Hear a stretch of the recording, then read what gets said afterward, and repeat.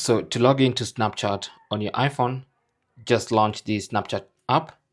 And of course, that's after installing it from the Apple App Store.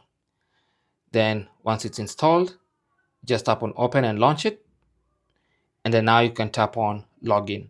Now, this is obviously for people who already have an account. So you can just log in with your username and password. Now, if you want to log in with your Google account or Apple ID, you could do that as well. But if you don't want to associate that, just go to login, and that takes you to the login page where you can put in your username and password.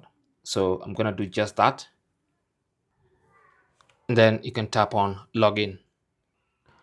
Once you're logged in, you may or may not be asked about notifications. You can choose what you want, and that's it. So that's a permission. So that's basically how to log into Snapchat on your iPhone. Thanks for watching. Don't forget to like and subscribe. And if you have any comments or questions, you can talk to us. You can talk to us in the comment section. Good luck.